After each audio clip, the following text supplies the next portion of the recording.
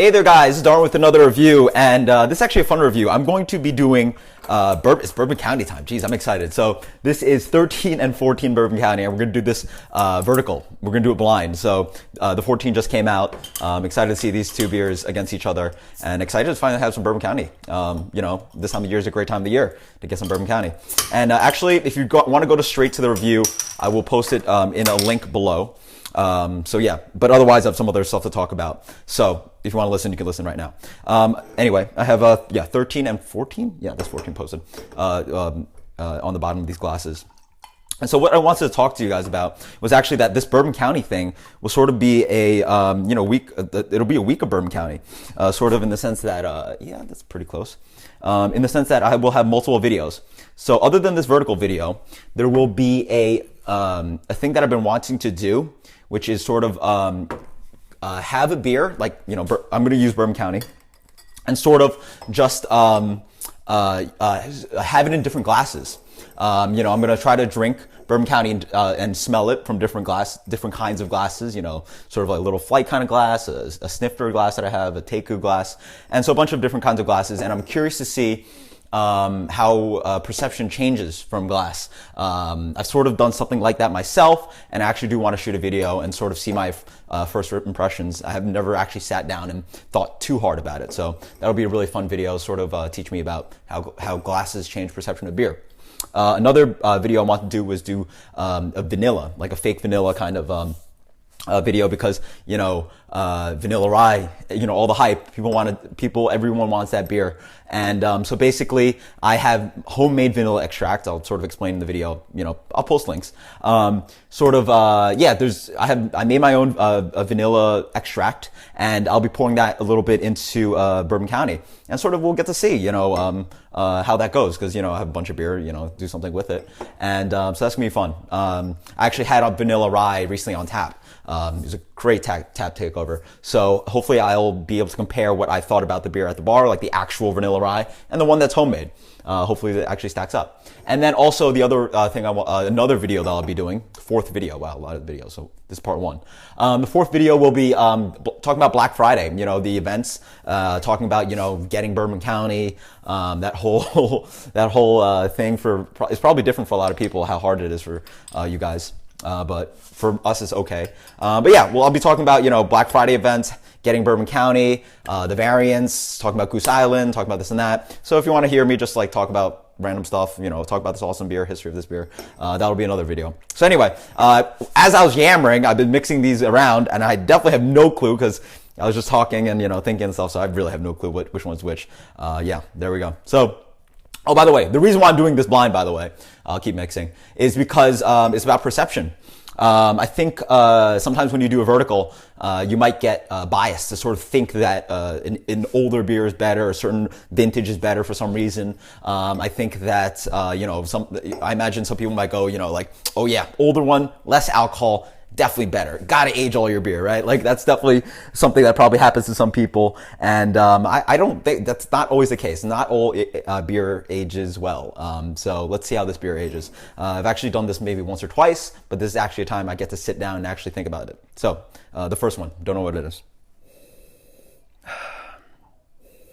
A nice pop of alcohol. It is quite boozy. I have these actually at like very cool, quite warmer temperatures, probably something like 60 or something. Lots of chocolate, but yeah, a nice kind of punch of alcohol, chocolate, that bourbon. It has a little bit of this char note that I get from Bourbon County. But yeah, smells slightly thinner and boozier than usual.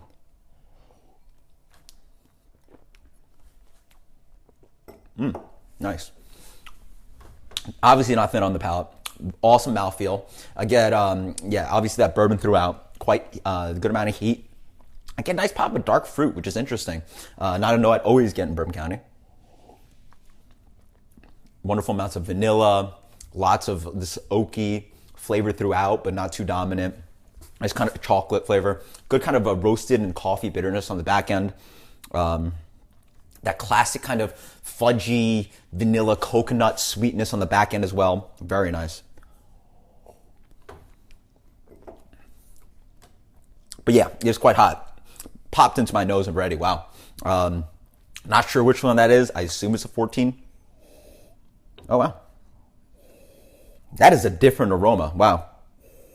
Most definitely. Yeah. I do not get that immediate pop of bourbon and alcohol. This one almost smells old. I don't know why. It's just subtle. It's not even as sweet and bourbony as this one. This one just smells a lot more pulled down. I get like a dried plum or dried fig. It's a prominent kind of like stale note. So it's like older. It's dried. I get a lot of sweetness. Cheers. Wow, this is a really different aroma. Wow. First thing I noticed is that it does have definitely has a creamier mouthfeel, less alcohol, more subtle flavors. It's not as pop. It doesn't. I don't get that big punch of alcohol that sort of lifts into my nose. Yeah, it follows on the aroma. There's that kind of, again, it's like a dried fruit, kind of stale kind of character. It's hard to put my finger on, but it just tastes older. What else? There's a good amount of, yeah, but it has the same notes of that coffee bitterness on the back end, a nice kind of roast, sweetness, leaves your tongue with some sweetness on the back end. There's still that bourbon. There's still a good amount of alcohol, but just not as prominent as this one.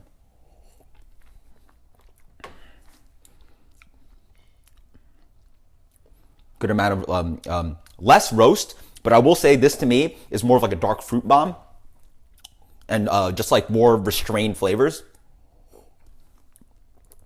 This one, wow, opens your palate, opens your nostrils of bourbon.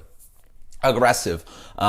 It is big punch, but it has all those flavors.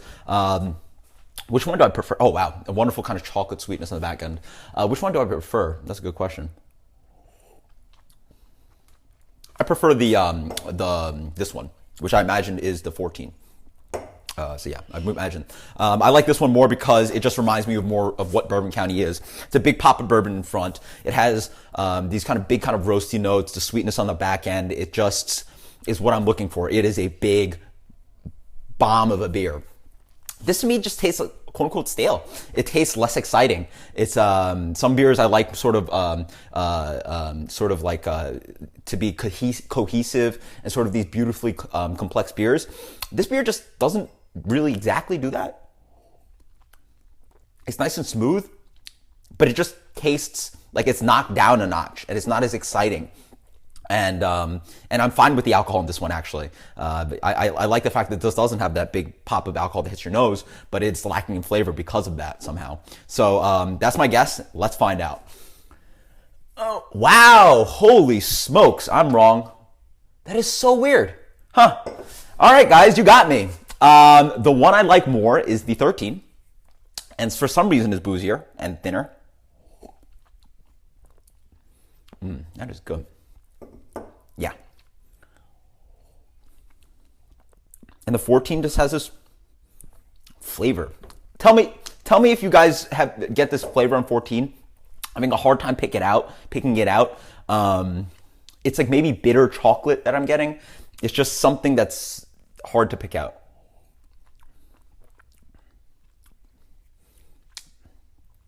Toastedness. Toasted coconut. Nah, not toasted coconut. Sorry, I'm having a hard time. I'm just going to ramble forever if I try to pick it out. Let me know in the comments what you think it is. It tastes like stale dried fruit to me, maybe bitter chocolate. So really interesting stuff. So I have to switch these. So there you go. Turns out I was wrong about my perception because I might have thought, this is hard to think of. I thought the 13 was the 14 because of its characteristics. And that sort of shows you that not always aging your beer is better.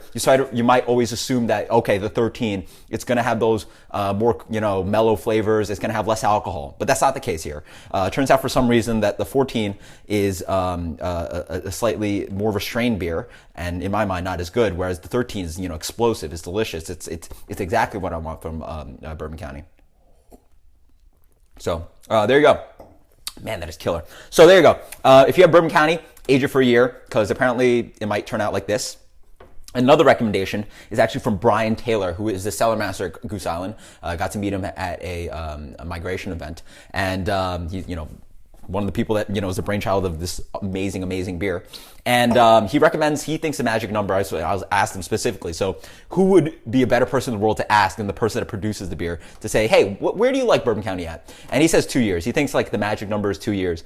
He thinks that the beer is just gorgeous at that point. So it's a good thing that I stocked up on 2013 and I have a few bottles laying around. So hopefully in a year, I'll be bringing you guys a 2 year old aged Bourbon County. Probably maybe it'll turn out even better than 13. The 13 is drinking ridiculously well compared to the 14. Highly recommend for 13. And so age your Bourbon County, I guess. So until next time, guys, cheers, and look out for the other videos. Later.